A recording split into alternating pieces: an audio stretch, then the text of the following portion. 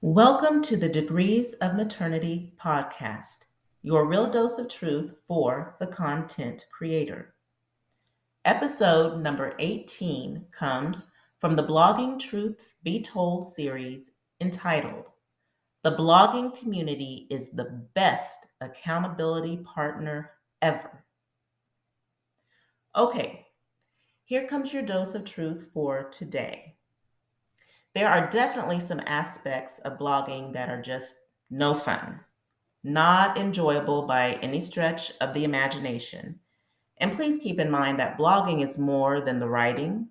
There are so many different activities that go into building a blog. And I guarantee that if writing was the only thing involved in blogging, where you could gain an audience instantaneously once you publish some type of written content, then there would be about a bajillion people clamoring for the reader's attention out in the blogosphere instead of the several hundred millions of blogs out there today. In all seriousness, you're going to come across those undesirables in blogging activities that you're just not wanting to do. You're going to put off those tasks for a rainy day or for a time when you have no choice but to give them some attention. You may even hope that if you procrastinate long enough, that maybe the tasks will take care of themselves or disappear altogether. But one thing rings true for those who desire to experience success in their creative genius. They eventually figure out how to push through in completing the tasks they work so hard to avoid. And I think it helps to remember, well, it helps me anyway, that the undesirables are only a means to an end. They must be dealt with in order to get closer to the goalpost you're hoping to reach one day. In my own content creation journey, success is now quite different for me than when I worked a 9 to 5 in corporate America. While I have more flexibility in what I'm doing now as an entrepreneur versus my several decades stint of working for an employer, I have even more responsibility placed on me. Now, said success rides totally on the effort I put forth in the quality of my content, my consistency in blogging, the quantity of my output, my dedication to the craft, whether I feel like doing the work or not, the promotional strategies I utilize to get my content into the right hands, and my perseverance to work through the discouragement during down times. As a blogger entrepreneur, I personally feel that you can easily find yourself in a position where procrastination comes knocking on your door and you enthusiastically lay out the welcome mat as it steps right on into your inner sanctum. Then those delayed and ignored tasks become distant memories. And since I don't have anyone riding me to complete them, just me, myself, and I, then I can safely tuck them away for that rainy day or that TBD time frame in the very distant future. So, why not continue to delay or avoid the not so enjoyable parts of the blogging business? I mean, who's going to reprimand me? I'm not affecting my coworkers or employees by playing MIA, since neither of those work related groups has a place in my content creation space. Furthermore, I don't see any disciplinary actions handed out by me to me for not meeting work related expectations. I mean, I'm certainly not going to give myself a pink slip with a nice little severance package to boot. Oh, but wait a minute. I guess my inactivity, opposite of productivity, does affect myself and those individuals who have invested their time and support in my blogging efforts. Those supportive individuals make up the group that I lovingly refer to as the blogging community. It's a community of members who serve as the best accountability partners out there, whether they know it or not.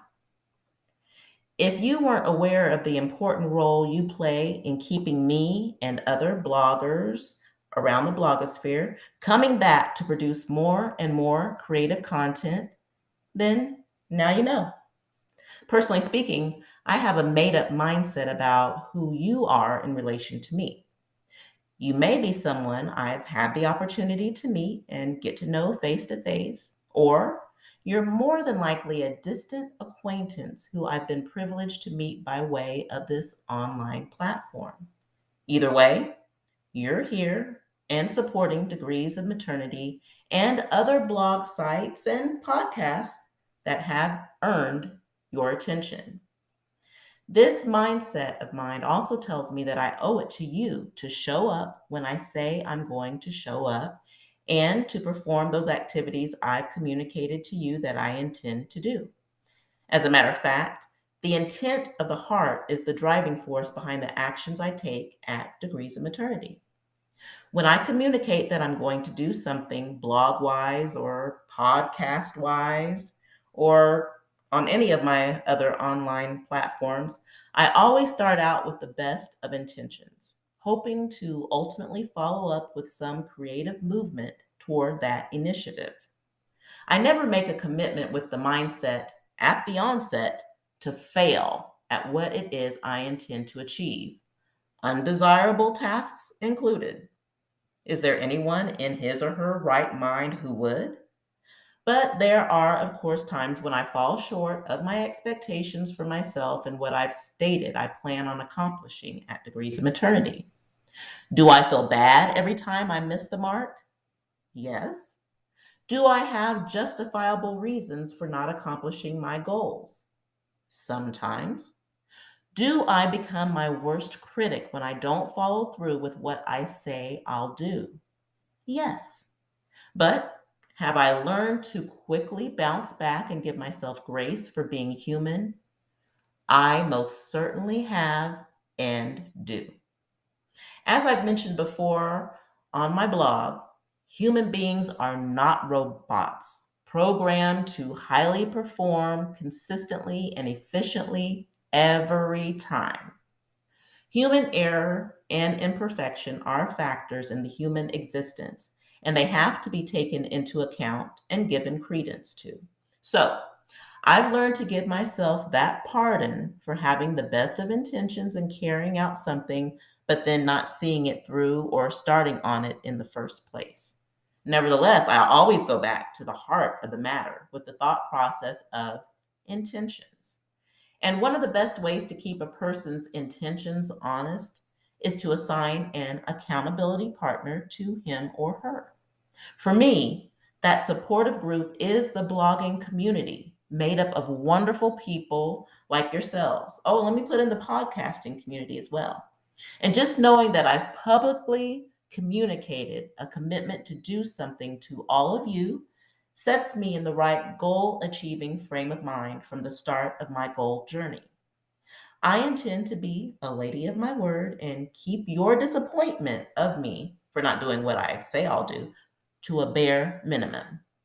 And as my accountability partner, there's no official vetting process or contract that needs to be signed by you. The fact that you read my blog or my blog posts or listen to my podcast episodes automatically qualifies you for the rights and responsibilities of the role. So, thank you for being here. Your presence is what's going to keep me accountable for my work related actions over what? 2022? Almost didn't say the right year. 2022 and beyond. Well, I sure hope you enjoyed this episode. And I would love for you to check in next time for some more creative entrepreneurship basics or blogging truths. Until then.